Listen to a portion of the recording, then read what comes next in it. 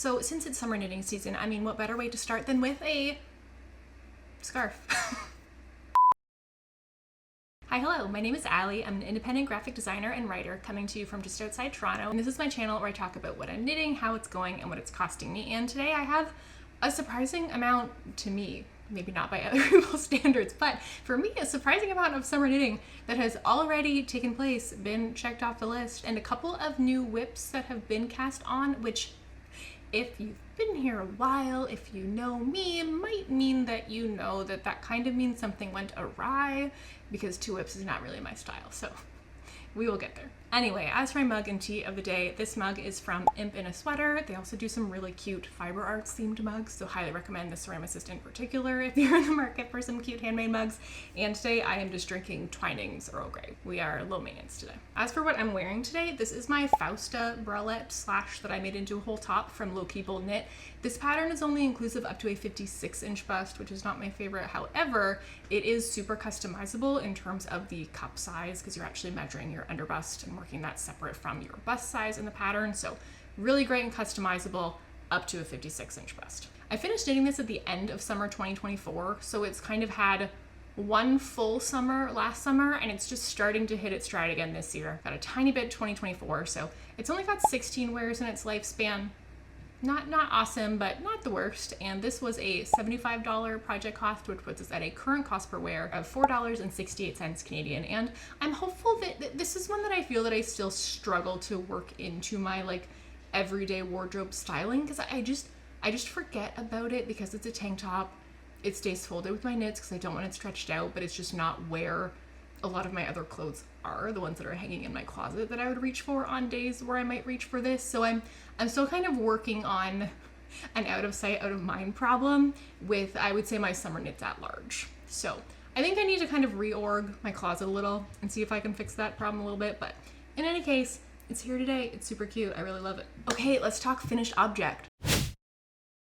So you may recall from my summer knitting plans that I had plans to knit a Kilometer Scarf by Florence Miller. I was thinking I'm gonna be going away soon. This would be a really perfect travel project, and can confirm my glorious rainbow gradient scarf is complete. So before I show you in too much detail, get into the whole story, let's run these project stats real quick. So this is the Kilometer Scarf by Florence Miller. This is a free pattern design, and this is my second time knitting it. I am not a big pattern repeater, so that to me is a glowing review of just how peaceful I find this to knit. The fact that it is a scarf, but you're knitting it in the round because you're knitting it as a tube, and then the ends are just sealed together. So you get to just work in the round in stockinette at what to me is the perfect circumference. It just fits the smallest cord size on my needles perfectly, so the stitches distribute themselves perfectly. There's no like shoving stuff around. There's no magic loop.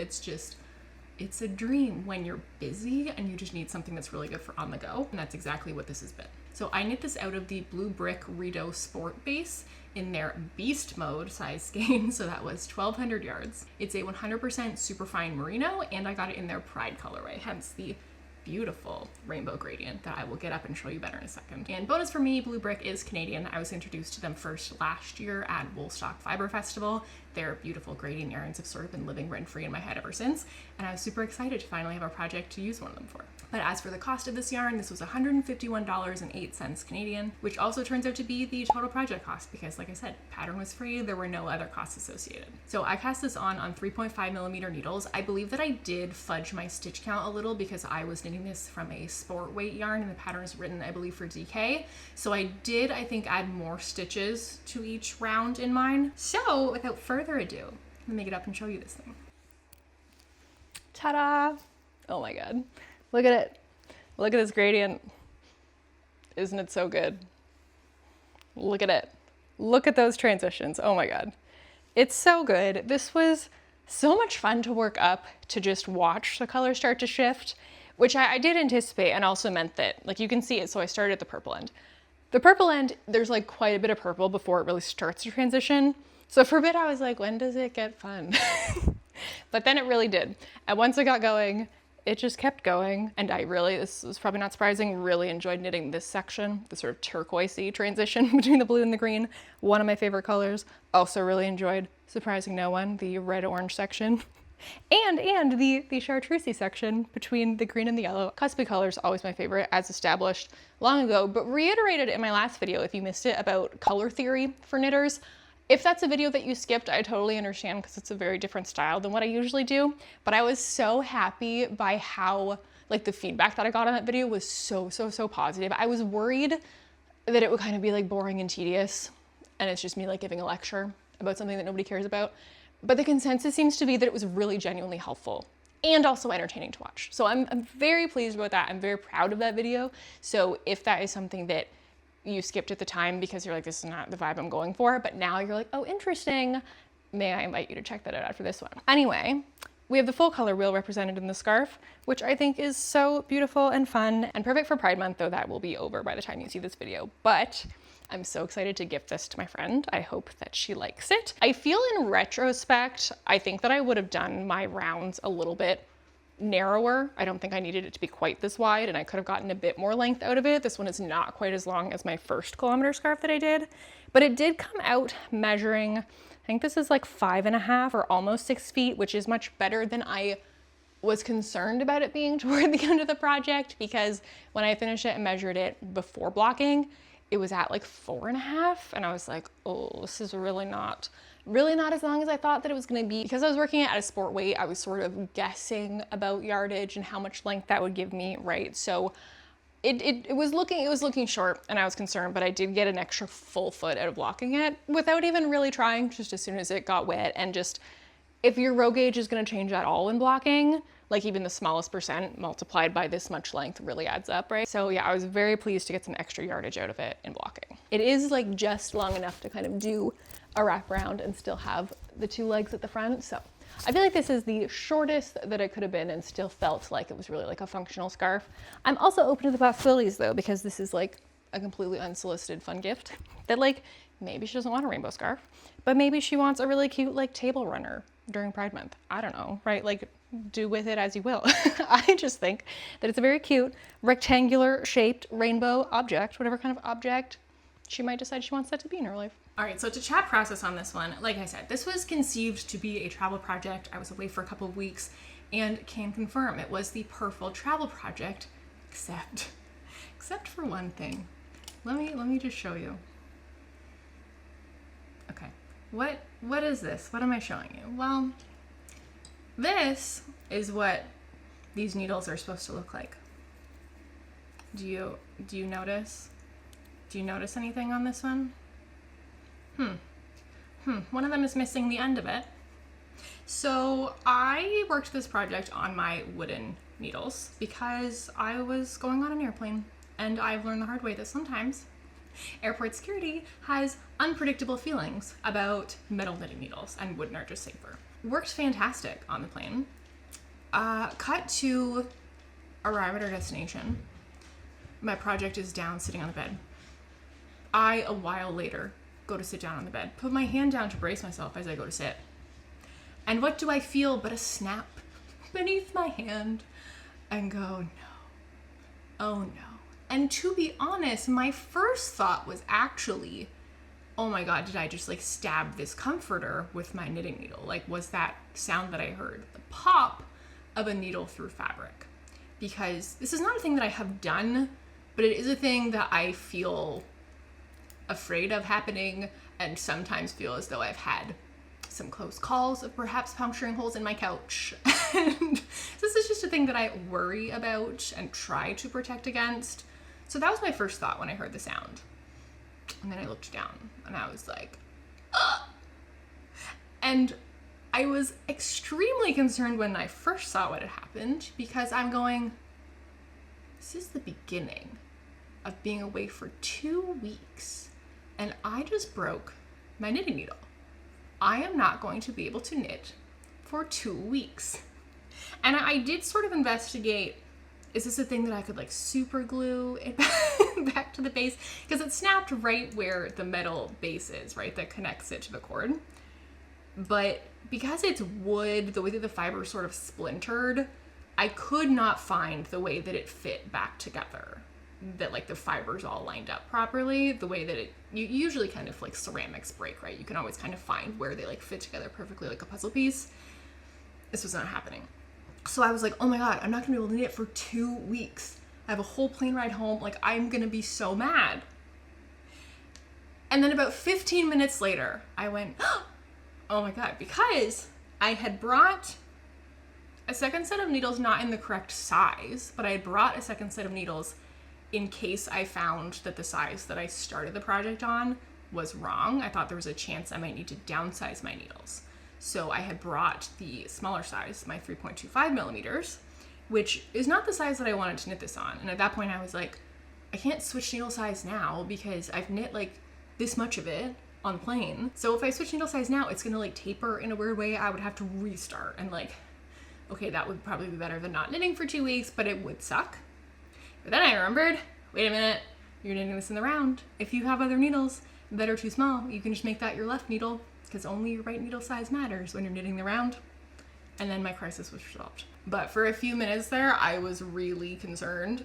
And like, yes, in theory, one could go to a yarn store and acquire new needles, but that just, there was not really room in the itinerary for that to happen for many, many, many days. And so I was just like, I'm gonna be really, really just like sad that I can't knit, but also just so annoyed with myself for just this one little moment of being careless that would just have such like long-standing consequences. Okay, a few days of knitting on a trip, but like it would really feel long in every moment that I could have been knitting and couldn't because of this mistake, right? So that was almost really bad. Thankfully I had backup, but it does make me nervous now about wooden needles. Like now that this has happened, and I really haven't worked with wooden needles very much. So the fact that this has already happened to me, I'm like, first of all, totally vindicated in my love of metal knitted needles from the start and never really having messed around with wood other than for travel purposes. But like now I'm scared to use them. I feel like now it's like, oh, they're so precious. I have to be so careful with them. And I don't love that. I guess I do now know that for travel, I really need to be sure to bring a backup pair for reinforcement. And I now need to buy a replacement of my 3.5 millimeter. Sad. Oh no, I just realized I should have ordered that in an order that I just placed, because I would get this from Knitting Anxiety. It's like an Etsy shop that's really good for ordering. Well, that's how that's going. For ordering one-off Luca needles especially, they carry a few different kinds, but Luca is my go-to needle brand, and they let you order like individual sizes in the interchangeable sets. And I just placed an order there for a cord, and 100% should have also included the replacement needle that I needed.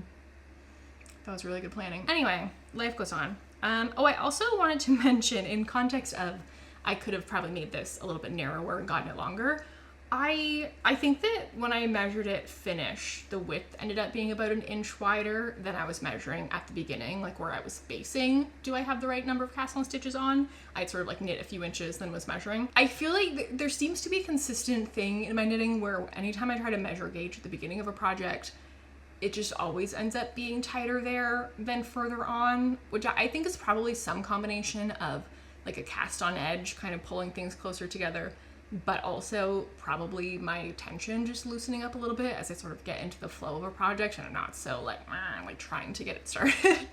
So, you know, I think I need to maybe err on the side of caution with that more in the future. If it's measuring right now, it's probably going to be too wide later, which is not super relevant to me in most projects. Like most things I'm working on are garments where there's going to be positive ease anyway.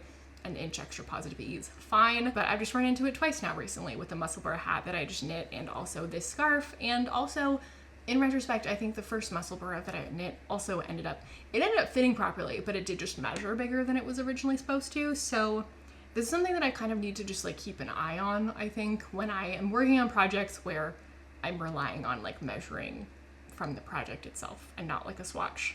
Though I don't really trust that my swatches don't lie either. Because if I'm knitting tighter at the start of a project, I'm also probably knitting tighter on my swatch, right? So it's not a perfect science, I'm afraid. Also, this was, by almost all accounts, the perfect travel project, broken needle notwithstanding. But the one thing that made this not ideal was this end of the scarf. The color bleeding on my hands, like I looked like a Smurf. Like it was, I have never worked with a yarn that had so much color transfer to the hands before, and it went away by the time I was on to the green, and it came back a little bit when I got to the red at the end. Everything in between was fine, but this whole like purple indigo blue section, I was just covered. And it became this thing where like there were definitely a few times where I might have knit a little bit for a short period of time if it weren't for the color transfer, because there were just times where I was like, I don't know that it's worth making my hands look like that for just this little bit of knitting in this context where we're kind of on the go, and I don't know how good an opportunity I'm gonna have to really like scrub this off. So that kind of held me back a little bit. I would have loved for that to not be a thing, but I will take it as a trade-off for how stunning this yarn is. But it did mean that at the end of the project, I was scared to block it. I've never had a project before where I really had concern about bleeding. Like, I think that generally in the cases where I've combined yarns, they've been like very commercial yarns, not in the kinds of colors that are super likely to bleed like a red. So I've just never felt like I was at really high risk for that. But this one, I was like, based on what's happening to my hands just knitting it, like this is obviously going to be an issue when it gets wet, right? So I was thinking, how can I mitigate this? And I've heard people talk about like, if you're concerned about color bleeding, just get laundry color catcher sheets. And I was like, okay, fine, perfect, totally. And first of all, that was so much harder than I thought it was going to be. Checked 2 or 3 different stores and couldn't find like stores with big laundry sections, didn't have color catcher sheets, nowhere to be found. So I ended up like begrudgingly ordering them from Dark Lord himself, Jeff Bezos. Didn't feel great about that. And then, so I'm like filling the sink with water. I got the color catcher in there and I'm like, all right, we're good to go. You know, we traded our soul a little bit to acquire these, but like we've got it and the dye is gonna be fine, and then it's gonna sap up all the extra color and it's gonna be no problem. So I put my scarf in there and immediately the water is turning like electric purple. And I'm like, no. I thought it was supposed to like magically sap in to the color catcher sheet. I've never used them before. I don't know. People just talk about them like they work miracles. And so I threw my scarf in there like it was gonna work a miracle. And then I panicked when I saw that the water turned bright purple and it wasn't just like all into this color catcher. So I yanked it out, and thankfully the purple had not like really gotten to anything. It's not like the whole thing had a whole like purple cast on it. Yanked it out and was like, phew, okay, I've saved it from the purple.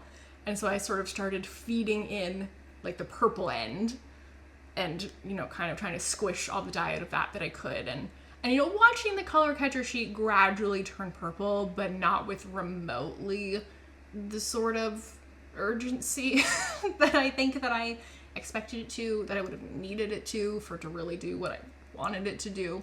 So really, I ended up kind of blocking the purple blue end and then draining the water and like starting and sort of blocking in sections so that they weren't all in at the same time, until it seemed like all the water was sort of running pretty clear.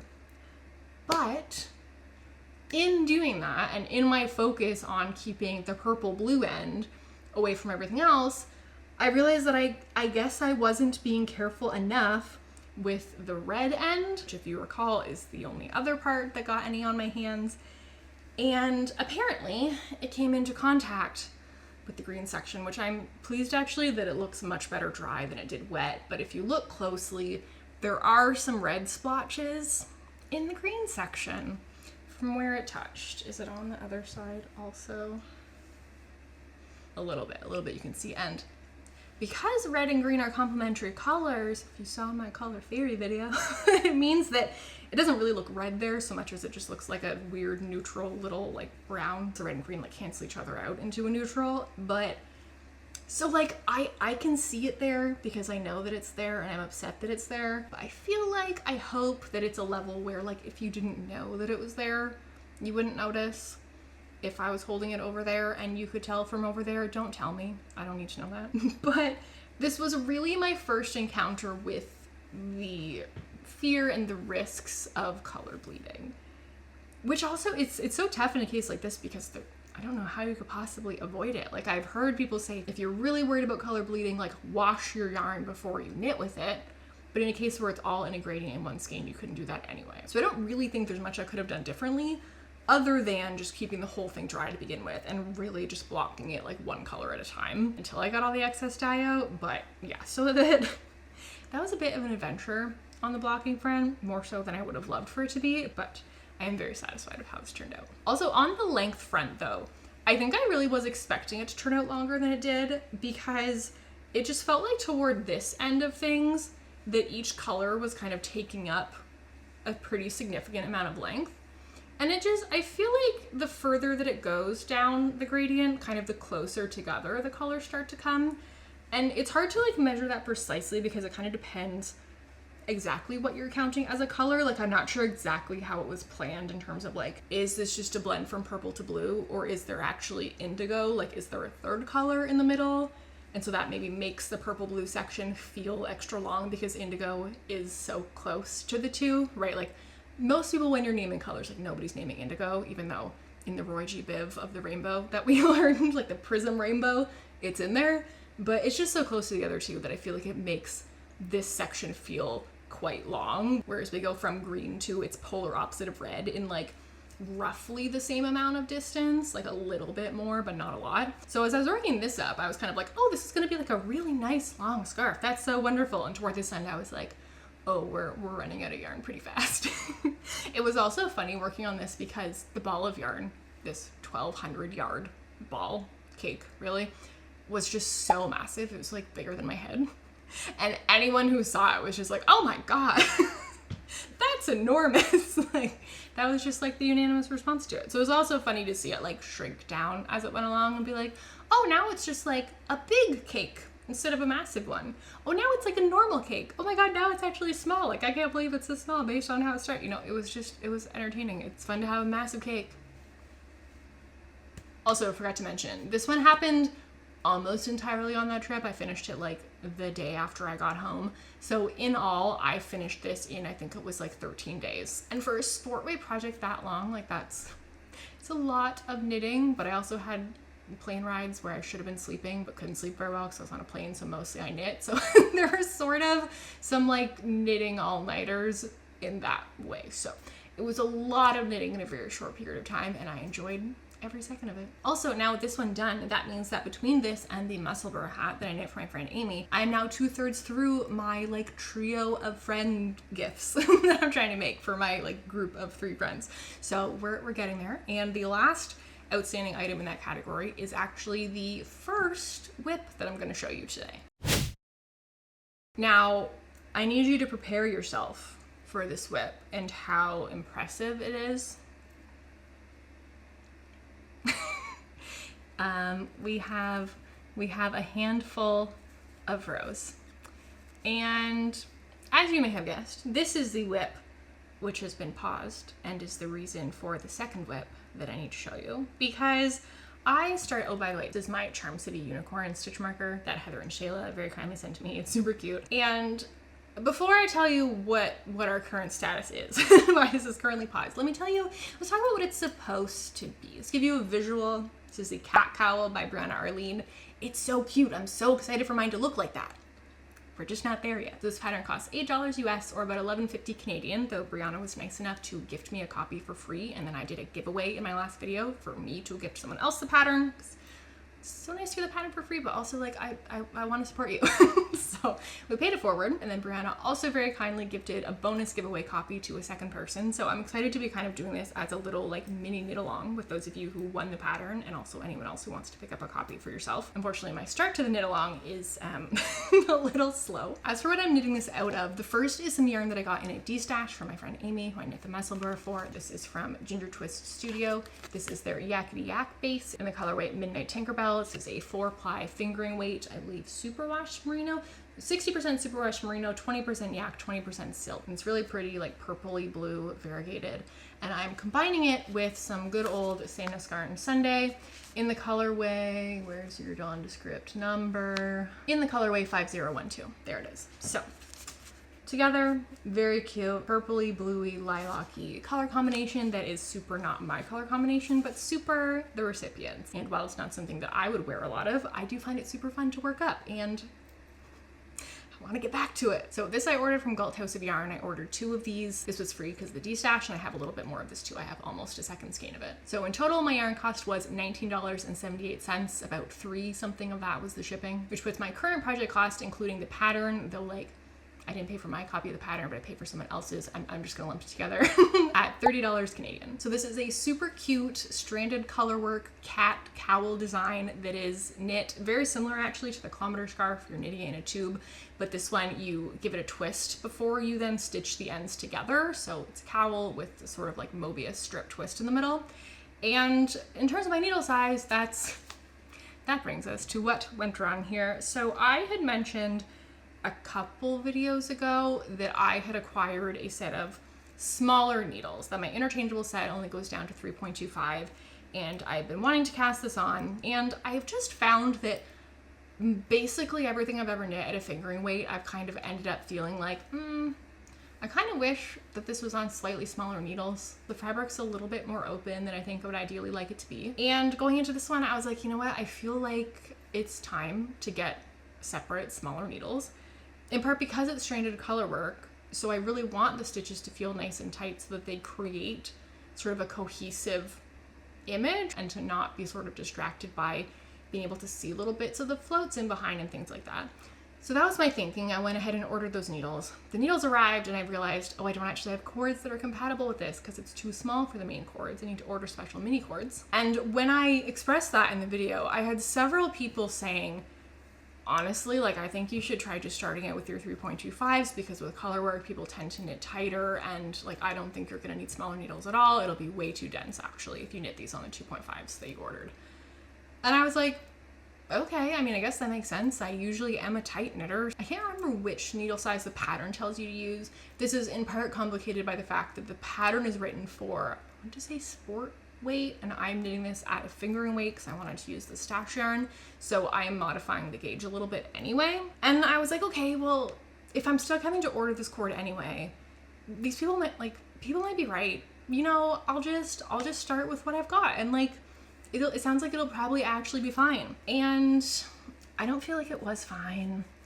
I'm not sure if this is gonna come through well on camera, but this is just looking much more open than I would like for it to. It's not really giving those like solid blocks of color that I want from color work. So I think that I really need to go down a needle size.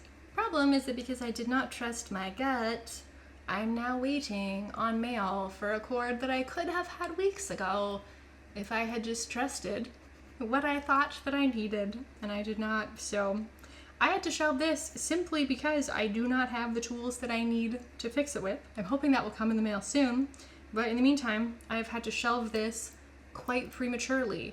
On the gift front, that's totally fine. I have no urgency really at all to finish these friend gift knits. We're very spread out geographically. We try to get together about once a year. It's looking like that might happen this fall. So ideally I would like to have all of them done in time for that, but that's probably like October. So like, I've got time. And I mean, for the brief period of time that I was working on it, for the few rows that I did knit, I was really enjoying, you know, the idea of like, oh, the cats are gonna start to appear. Like, oh, it was just exciting to get into the stranded color work and to see like, okay, we're establishing the foundation for this, and oh, that's gonna be the top of an ear. Like, stranded color work is very fun to me, and so I was excited to get back into the groove. Well, it lasted. So I'm excited to get back to the groove whenever Canada Post decides to let me. And I was also really enjoying the pattern. This is my first time knitting a Brown Arlene pattern, and first of all, they're really nicely designed. As a graphic designer, I do have to get past a lot of pattern designs that I find like somewhat offensive to the eye, but like, it's fine, they're functional, they do their job. But this one just like genuinely was a pleasure to look at, and that was not to the detriment of the pattern's like readability or efficacy or any of these things. It really added to it. I found this pattern very well organized. The availability of tutorial links and things like that, and the way that they were integrated were so perfect to me. I haven't worked my way through the whole pattern, but it is quite a short pattern because it basically is walking you through how you get set up, how you get started, and then it's like, and then you just knit this chart a bunch of times, and then there's like a little bit of instructions again at the end to wrap it up. But so it's quite brief, but it gives you a lot of useful information, like I said, with the tutorials. And I do kind of feel like if someone climbed inside my brain and pulled out my perfect version of a knitting pattern, I feel like Brianna Arlene's is by far the closest that I've ever encountered. So really loved that. Also, one of the things that I like about this pattern is that because there are spots with long floats in this pattern, she does recommend that you work ladder back jacquard to help manage your long floats, which is not something that I've ever done before. And if I'm honest, I felt sort of intimidated by the idea. I realize now largely on the basis of just like a really particular assumption that I made that turns out to not be accurate at all. And this pattern actually does a really nice job of sort of teaching you how to do it. Not entirely directly, like it does rely on linking out to a tutorial, but she does mark in the chart, like it does show here's where your ladder should be, which makes it feel so much more approachable to me as someone who's never done it before. Cause I'm like, I don't know where to put them. I don't know how this should go, right? So I really appreciated her doing that and sort of providing the tutorial and, like I said, just organizing it well in a way where she's like providing it at the right point and like giving you enough context without it feeling like, why are you telling me all? Like, this is not your job. You're supposed to be teaching me this pattern and not how to do ladder back jacquard.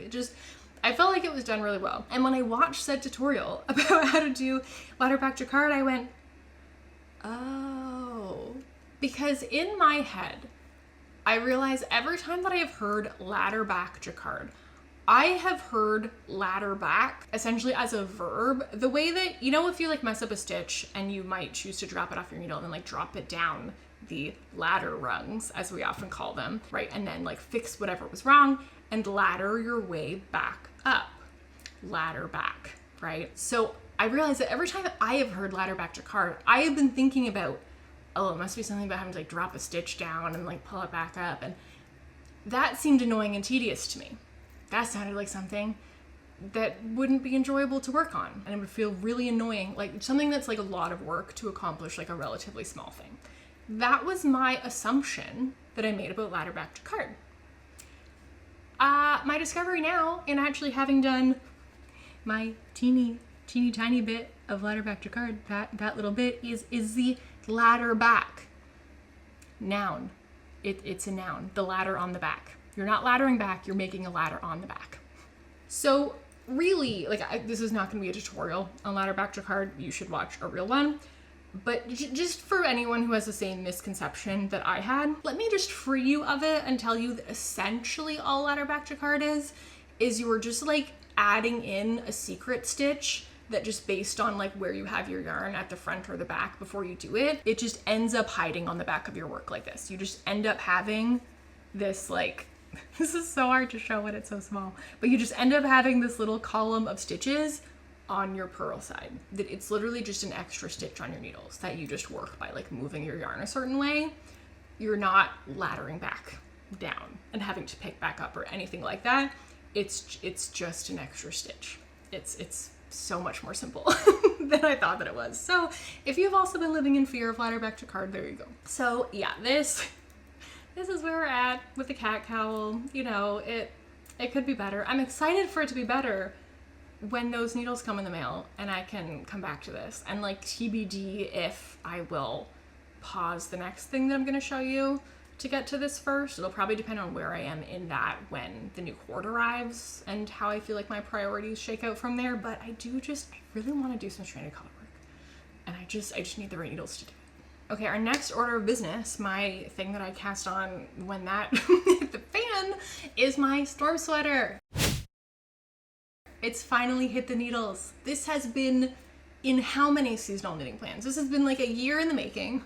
6 months in the yarn acquiring, not quite. I got it in a Valentine's Day sale, okay, so close enough. But my storm sweater has finally been cast on. So before I show you where I'm at with it, let's quickly run these project stats. This is the storm sweater by Petite Knit. This pattern accommodates busts measuring from 28.25 to 61.75. I'm knitting size 8 out of the 10 total sizes because I want like a really extra oversized fit on me. And this pattern costs 50 Danish kroner or about $10 Canadian. And I am knitting this out of the Sonder Yarn Co. Sunday Morning DK in the colorway Dream State, which is this really gorgeous dark tealy kind of color, which is actually suspiciously close to my Fausta top, which was in part on purpose because I'm obsessed with the color of this top. But you know, as we saw in my cost per wear, this just isn't the most like flexible garment in my wardrobe in terms of when I wear it and how much I wear it. So I'm really excited to have it in a different season's garment because yeah, that is almost identical. This is This is a La Bien-Aimée color. What is it called? Winterfell. This is Winterfell from La Bien-Aimée versus Dream State from Sonder Yarn Co. They are virtually identical. I would say that if anything, Dream State is slightly greener, but like it's so close. They are basically dupes for one another. And this is a 75% BFL, 25% Masham. One of these days I will remember to look up that pronunciation before I sit down to record. Anyway, I have 7 of these that, like I said, I got during their Valentine's Day sale direct from Sonder. So that means that my total yarn cost was $251.70 Canadian, which was savings of about $36, I believe. So adding in the pattern cost, that puts our total project cost at about $263 Canadian. So this is a top-down seamless drop shoulder construction, and you work short rows to shape the back at the beginning of the project. So I cast my storm sweater on 6 days ago. It's Sunday. I started it Monday, and it's already been a journey. I will say that much. Not to be clear, like for fault of the pattern.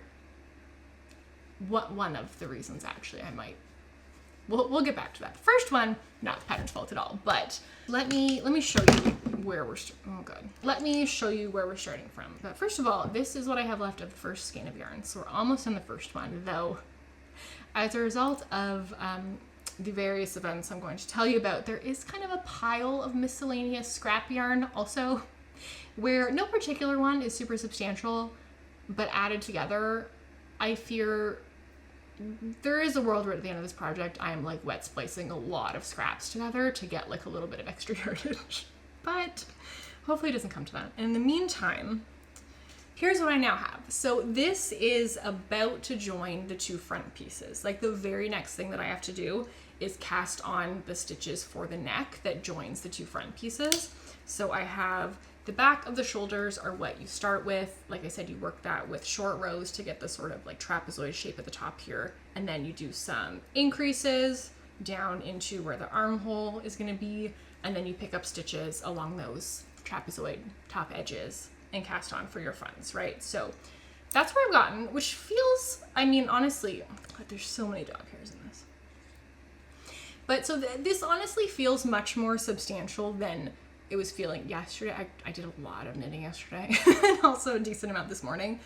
Prior to that, this week has been, like I said, a journey. It's been a saga. So first issue, very much my own issue. So this pattern recommends a 4mm needle, and I decided I'll try the 4mm. I've been finding lately that, barring Sorry Nordland patterns, where I am always still too tight on my gauge, barring that, I've had fewer issues with finding that I knit really tight compared to the pattern recommendation. I think that my tension might be loosening up a little bit just as I spend more time knitting. I am 4.5 years into knitting now. So I mean, I guess it tracks, right, that over time your tension would change a little.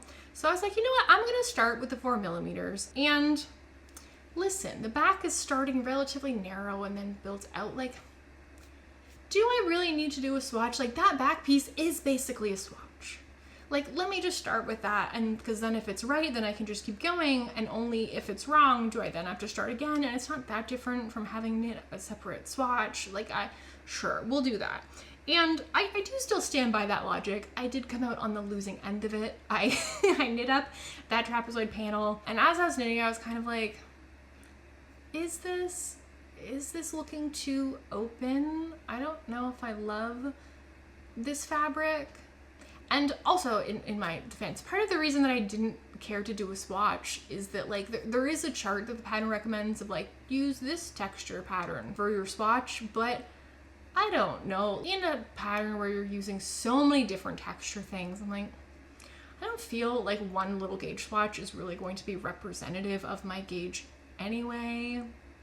If we accept, as previously stated, that swatches are not a perfect science to begin with, this just kind of seemed like a losing battle, and like I might as well just dive in. So I dove in, and I dove into the wrong pool, as it turns out. So I frogged my whole little, I got to the end of the short rows, so I did all my short row, paying attention, thinking whatever, and then went, I don't think this fabric looks very good. I think that if I were just knitting stockinette in this on the 4mm needles, it probably would have looked good, but with the amount of texture that there is, the going back and forth between knits and purls, there's just more like opportunity in the fabric as things sort of come forward and recede for you to like see the gaps between those stitches. So I just wasn't loving it, and I was like, well, maybe it'll block, right? Like maybe it'll block out and it'll look perfect because like this is the needles that's recommended. And then I was like, well, okay, but I am knitting this with a different yarn, that the pattern is written with Peer Gynt in mind. And so it's like, let me just check the like weight to yardage on my yarn versus that yarn. And when I did that, I was dismayed, because I found that while this beautiful yarn per 100 grams has 268 yards, Peer Gynt has, I don't remember exactly, but I want to say it was like 180, 190, it was under 200. So I went, oh, my yarn has significantly more yardage for the same weight, which would suggest that it is significantly thinner. So this is not apples to apples now in terms of what needle size should I be using. It would actually make sense for me to need to use a smaller needle size to make this yarn look the same density that Peer Gynt would look. So this is the story of how I started this over on 3.5 millimeter needles instead of 4. And that is what has given us a fabric that I think is quite a bit better. It still does, I mean, it's kind of hard to me to tell anytime it's really dark yarn and you're holding it up so light shines through, because like light will shine through any knit when you hold it up. If I hold it up with the front panel in behind it to block the light, obviously it looks a lot more dense, but that would also be true of a very open knit. And so it's hard to sort of gauge exactly like, is this too open? Because also, you know, some stitch patterns will look more open than others, just depending on, like I said, how much back and forth there is between knits and purls and things like that. But this, I think, is sort of a density that kind of looks fine now in the context it's actually worn, right, when there's something behind it, and also will definitely improve a little bit in blocking. So I think it's at a good spot now. I don't think that I need to go down from here, but yeah, the 4 was not looking super great. So doing that trapezoid part the first time took me 2 days worth of knitting. I worked on it Monday and Tuesday evenings. So then Wednesday I ripped it out, and I spent Wednesday and Thursday catching up to where I had been on smaller needles. And when I cast this back on, despite tightening my gauge, I didn't go up a size. I don't think I actually have enough yardage to go up a size, but so far it's actually measuring pretty on track with what it should for gauge. I think right now at the underarm, like if I double the width of the underarm, that's currently putting me at about a 52 inch circumference, which the size 8 that I'm aiming for is 55, so it's not super far off. And I also don't know if it might open up a little bit in blocking, but like once we're in the realm of something being that oversized anyway, I don't think a few inches here or there is going to make a big difference, so that's fine with me. So I spent Wednesday and Thursday nights getting caught up to where I had been, and then Friday I was like, finally, now I'm just making progress, now I'm just continuing, like that's behind me, it's smooth sailing from there. I get to do this fun diamond part, and then I get to move on to this like diagonal rib part. That's cool, that's exciting. And then later that day I was kind of going back and forth through pages in the pattern to, I don't even remember why, to like look for something. And I noticed something, which is that when I was working this little diamond section, which is shown in the pattern, the chart is like, this is like the one diamond. And then outside the perimeter of the chart, there's a little like margin note that's like, by the way, knit these rows twice.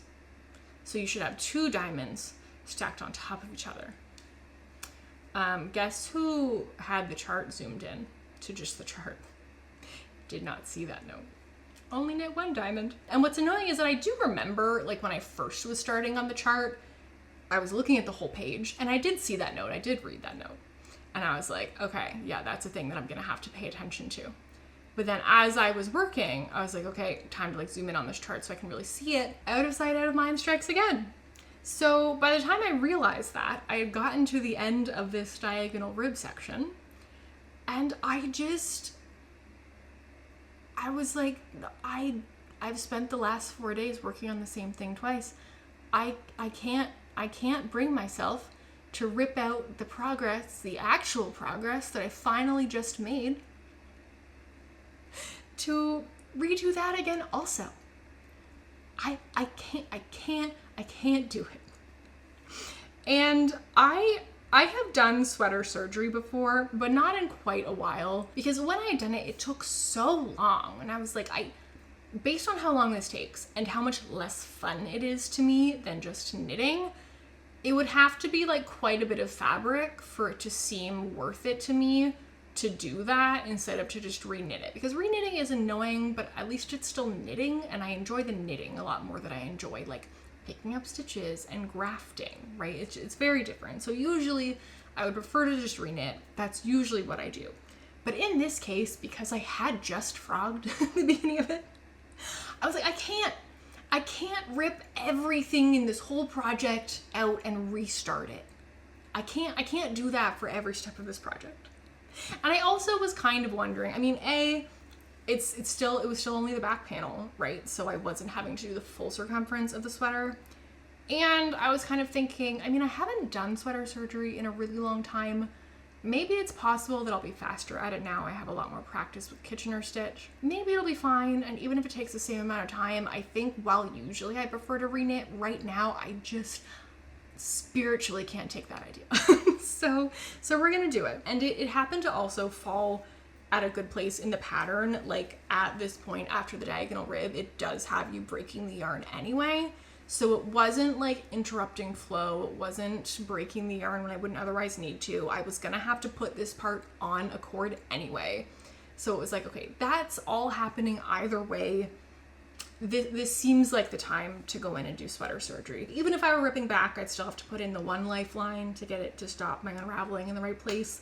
So I might as well, given all of these factors, I might as well just put in the second lifeline so that I can cut between them. And then, because the second lifeline, that's not going to take that much time to put in. Once I've got everything back on my needles, once I knit the missing section, then I can still decide. Do I want to just re-knit the next part and forget about this piece I cut off? Or do I want to spend the time grafting it on? And I decided to spend the time grafting it on, and it was not that bad. It did not take that long. And also, because of where it is, because it is at the bottom, like where these diamonds meet this garter stitch border, it's also a good spot for it because it hides it. So I didn't feel like I needed to be super picky about my tension with my Kitchener stitch and making sure that it looks perfectly like a row of stockinette because it's like in the middle of a plain stockinette sweater, you know? It felt like all the factors were there pointing toward this is a case where you should do sweater surgery. It seems worth it. And I feel like that was the right move in this case. So I'm happy to know that I'm faster at sweater surgery now than I was the last time I did it, like by a long shot. I think that was years ago. But I'm hopeful that I won't need to use that skill set anymore on this project because I don't know. I feel like if things keep going wrong with this one, I'm going to throw it out the window. And when I say that second issue, I put a little bit of fault in the pattern, 100%, like I saw the note, I should have like highlighted it or something so that when I zoomed in, I would remember. That is on me. However, when I look at the chart on the page, which obviously I can't show you, it's a paid pattern, but just trust me when I say there is so much room on that page. There's so much extra length that I simply do not see why we couldn't have just repeated the diamond a second time and had it in the chart. And like, I understand the concept of trying to make the chart as efficient as possible. I think there's a degree of like when you're reducing fractions and you want to simplify them down to like the smallest possible numbers, right? Like I get that, but I also kind of feel like there are other parts of the chart that feel a little bit unnecessary to me. Like I'm really only paying attention to like small aspects of it. And it's a tricky thing where it's like, okay, I see why this needs to be set up this way for complete clarity, but also in my head it's a lot of complication to just be like, and just stop doing that at whatever point at the end of the row you run out of stitches to work on.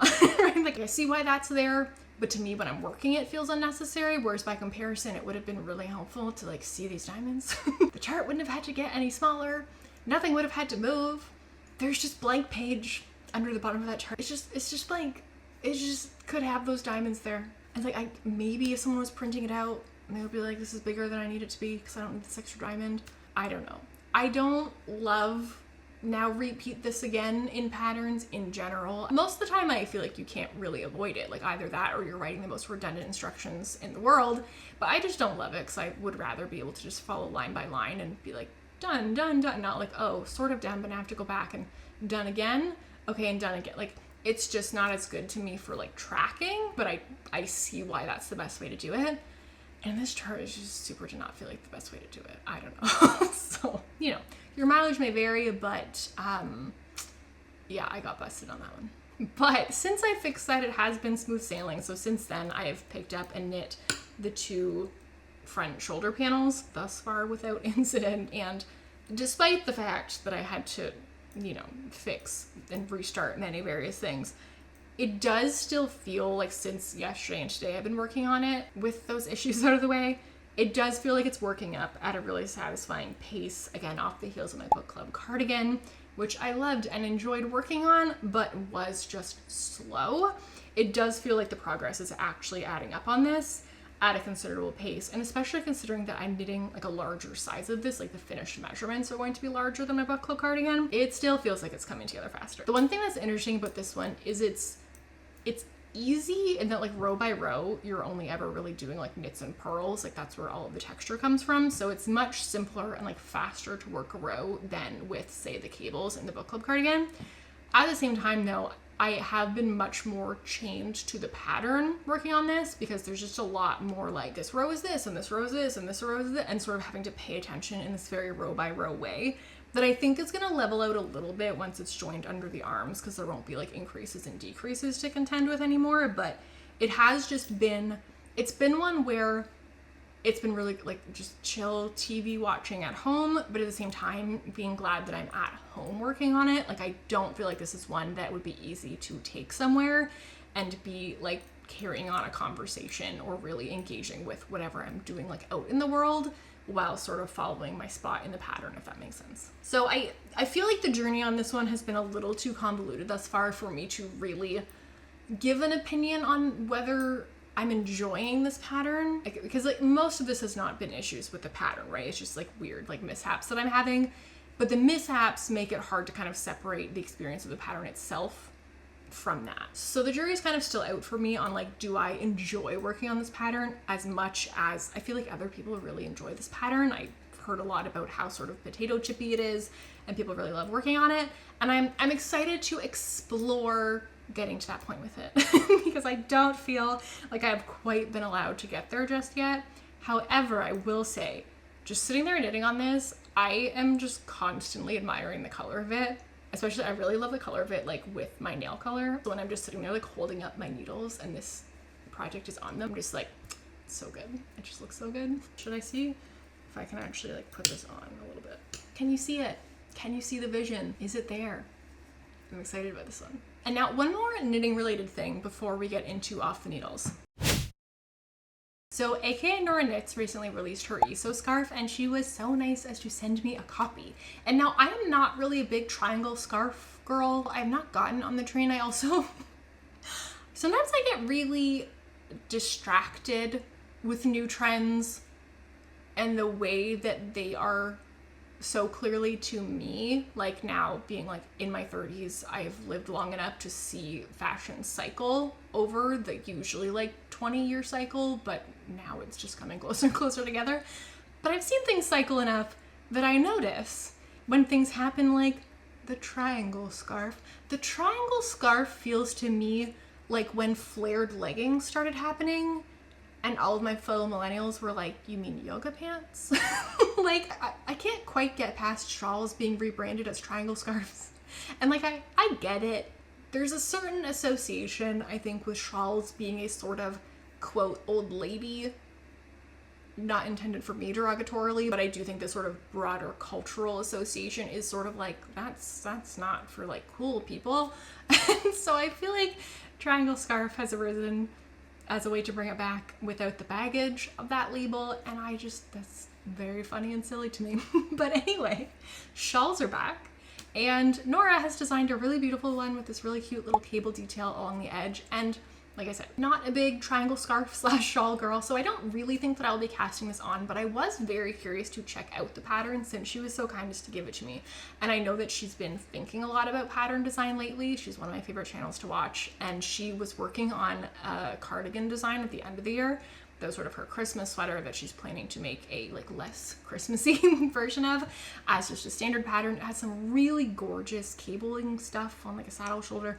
Really beautiful. So my impression, I think she's like working toward releasing that as a pattern, but wanted to do something a little bit smaller and more approachable to like dip her toes in the pattern design world and like go through that whole process and be prepared to release a pattern for something more elaborate. And she's talked a bit about sort of like having thoughts about the way that she wants to like do her patterns a little bit differently, like the way that she wants to sort of structure things and make things her perfect version of a pattern.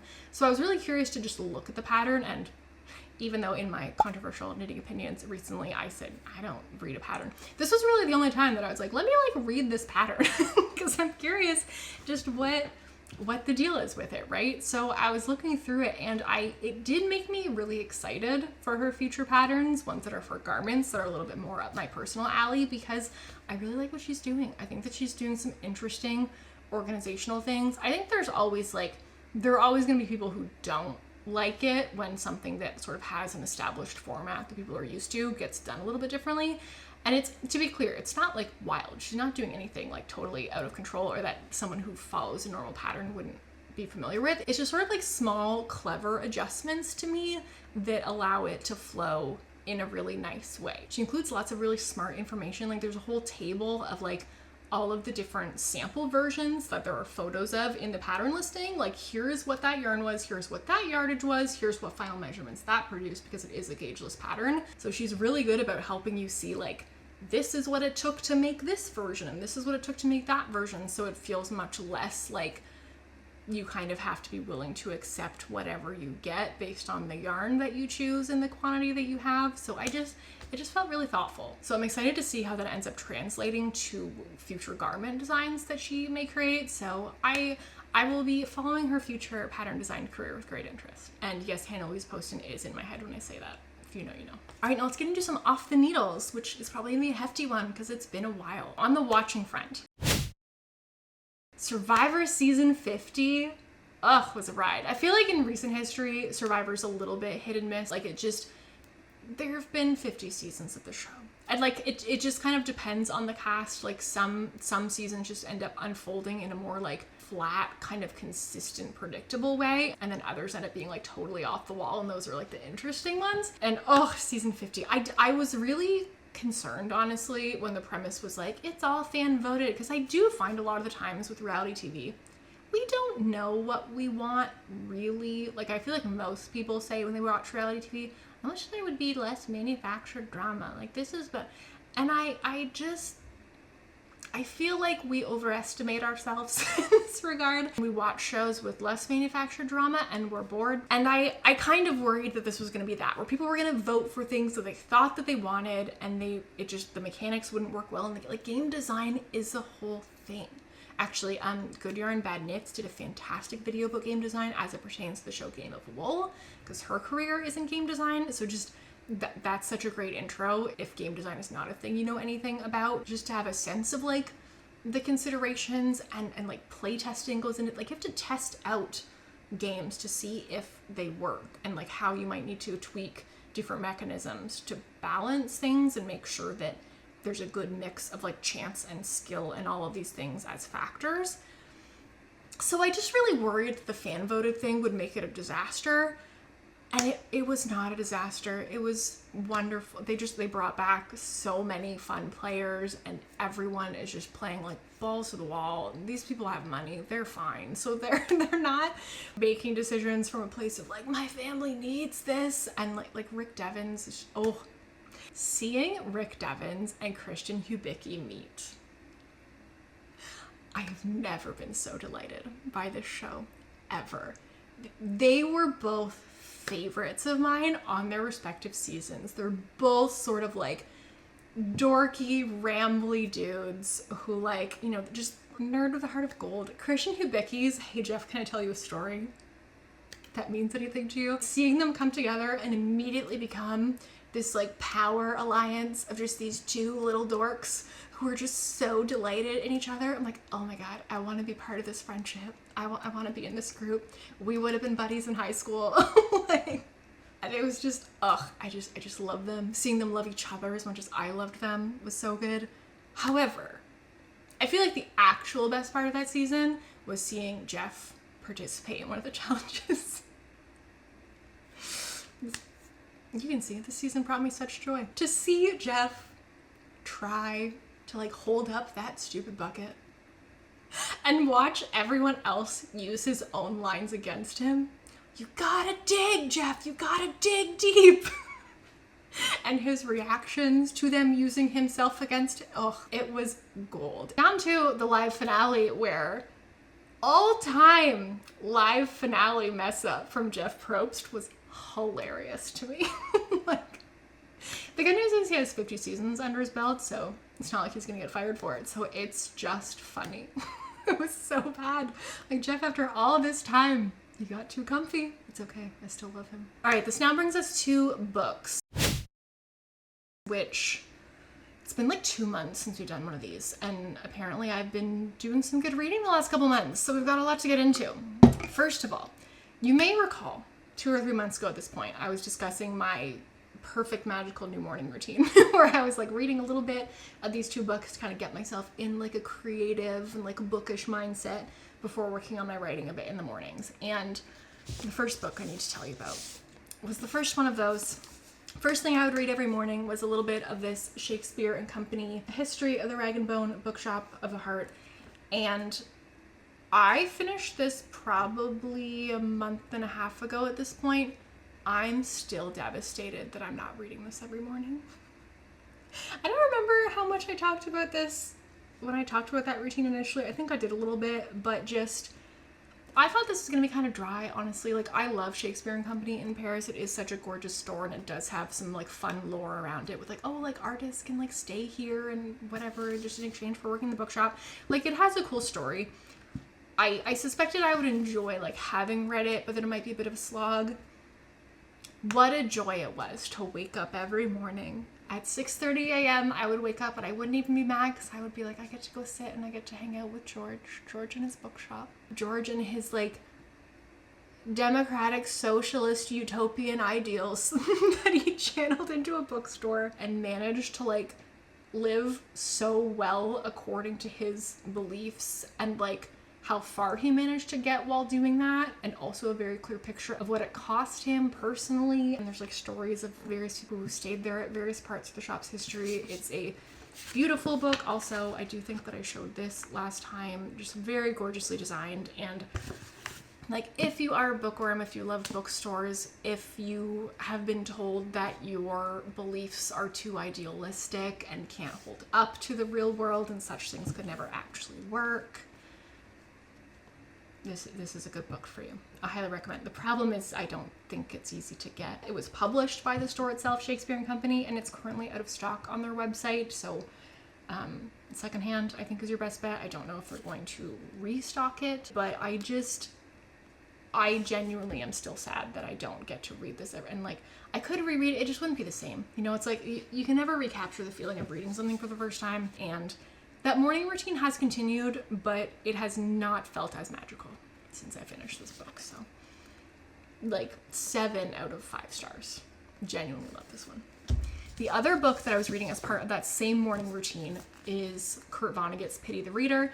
This is his writing advice sort of accumulated by Suzanne McConnell, who's a student of his. This was published posthumously. He didn't like put together a book of his writing advice. She just collected it from various different places that he left traces of writing advice in his career. Astoundingly well put together to me. Like, the fact that she had to compile this as like haphazardly as she did and how cohesive a thing she made out of it, very impressive to me. I really enjoyed this as like a writing craft book. And the combination of these 2 every morning really got me up at 6:30 feeling pretty happy about it. And now I miss them. Very much switching gears, next book that I finished is Meet Me at the Lake by Carly Fortune, because it is the season for a Carly Fortune book. Also, that makes me realize, slight detour, the Every Year After adaptation of Every Summer After, hate that title change, by the way, was weird to me. I don't have a lot more to say about it. I just feel like that adaptation was fumbled, and I believe that the adaptation of her next thing that's coming out, I think this summer will be different, I believe is the next one. I believe it's being done by someone else. Like, Every Year After was Prime. I believe the other one is a different production thing. So crossing my fingers that they do a better job, because Every Year After like entertained me on the plane, but left me very confused, put it that way. Anyway, Meet Me at the Lake, I very much enjoyed. This is our second book, but I hadn't gotten around to reading it yet, and did not disappoint. Carly Fortune is reliable, and I love a little bit of like Canadian cottage country. This was also, okay, we're gonna circle back to Every Year After. I have more to say about this than I realized. why did they change it to be set in BC instead of Ontario? Like, Ontario cottage country is such a specific thing. And, like, I feel like when Canadians think of cottage country, like, Ontario is the cottage country that we're generally thinking. BC is a very different vibe. And then the fact that the characters were from Seattle and their summer house was in BC.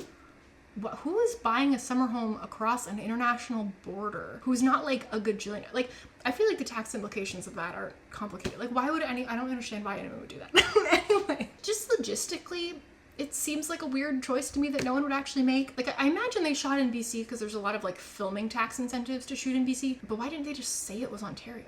I don't understand why they did this whole like international thing. It was very weird. Anyway, this was good. I don't have a lot specific to say about it. I enjoyed it. It was solid. Another great entry in the Carly Fortune canon. And I do have sitting over here on my TBR shelf Our Perfect Storm, her new book. So I'm excited to dig into that probably later this summer. Next finished book. I've got a pile here, buckle up. Here for the Wrong Reasons. So a few months ago, I did my video about how I got a literary agent. So exciting. And when I was looking her up more, being like, okay, this is exciting. Like, what else have you done? I saw that this was a book that she represented. And I was like, I'm sorry. Is this a book about two women competing on The Bachelor who fall for each other instead? Why have I never heard of this book? I need to read this book immediately. So order this book immediately. I did. Here for the Wrong Reasons by Annabelle Paulson and Lydia Wang. Also, cute fun fact, these two were friends when they started writing this book, and then they were dating by the end of writing the book. So this book is its own meta romance, which is very cute. And yeah, it's exactly what it says on the tin. If you like The Bachelor, if you love the idea of a sapphic romance taking place in the middle of The Bachelor without The Bachelor knowing, just it delivers. This was a delight. And then the next book, delight is definitely not the right word for explaining this one. And not because it wasn't a good book. Crying in H Mart. So this was the first book club pick for my Patreon. This was the first one that we voted on and read together. And this is a heavy book. I realized as I was reading it that I had somehow gone into it with a real misconception. I think in my head, this book was sort of in the category of, what's it called? Like a Jenny Lawson, is that her name? There's the book with the mouse in the cape, the taxidermy mouse.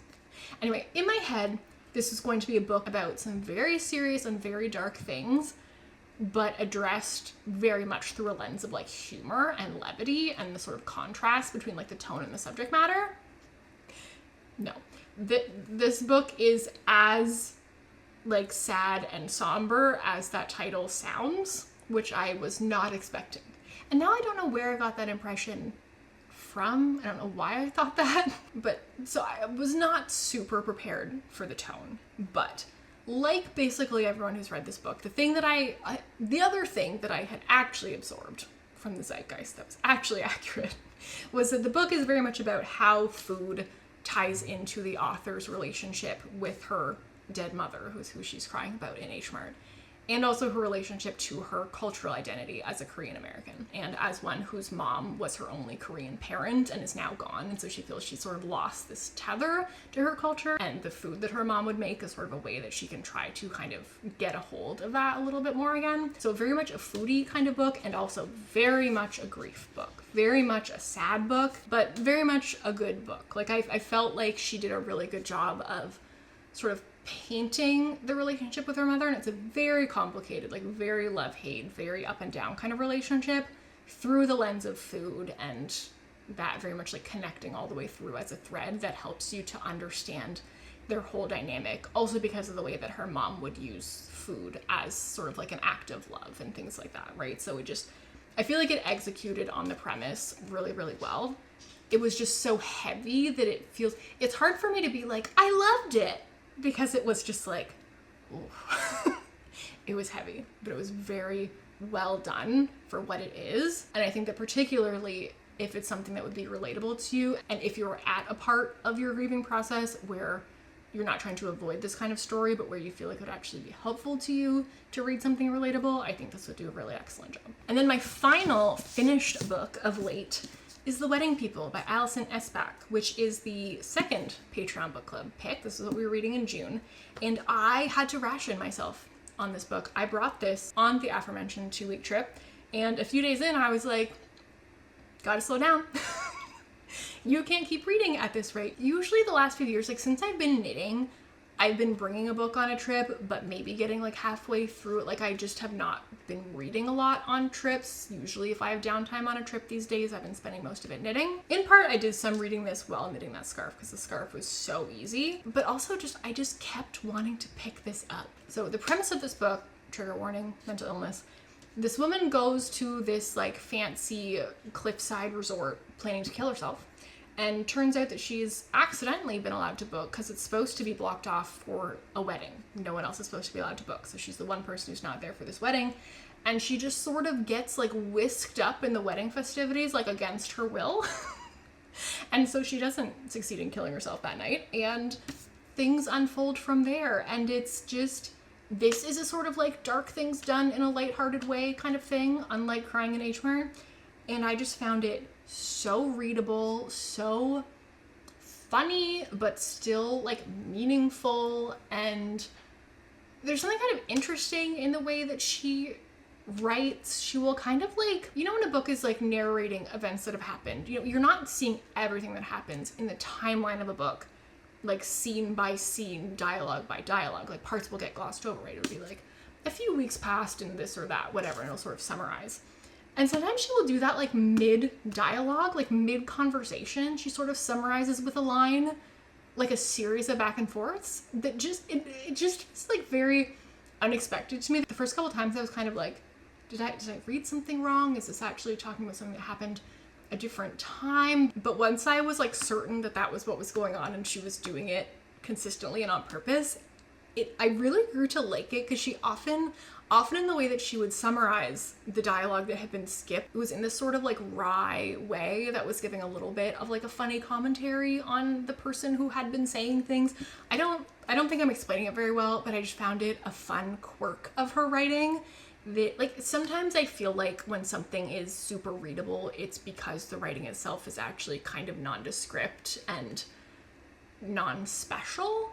But this one felt like there really is something like special and fun about the way that she chooses to write that also happens to be like compulsively digestible. So I really enjoyed this one. And by the time this video goes up, that discussion will have already happened in my Patreon. But as I sit here now, I'm very excited to chat about this in the Patreon. And speaking of the Patreon book club, the next book, our July book, has been selected. Oh my God, and I just threw it everywhere out. Anyway, that's yesteryear. This book has been everywhere. So this was not initially in the list of books that I planned to put on the July book poll. And then I was just seeing it all the time, everywhere, everybody talking about it. I already feel like I could write an essay about this book just from the discourse that I've seen about it. However, I would like to be able to write a dissertation on it. I want to read it for myself, and clearly so did a huge percentage of people in the Patreon because none of the selections so far have won with anywhere near the landslide that this one did. So if you are also interested in reading yesteryear with us, feel free to check out my Patreon if you want to join the book club. I also send you a cute little postcard and we chat about knitting, and you know, it's a good time. But yeah, yesteryear, this will probably be the next thing that I dive into after I finish my current read. And there we go, that's my massive book pile. That's all my knitting updates. How are your summer knitting plans going? Better, worse than you expected? How are they looking? And that's all I've got. So thank you so much for coming to knit with me today. If you'd like to be here next time, I hope you'll consider subscribing if you haven't already. But if you already have, you're my favorite. And I'll see you next time.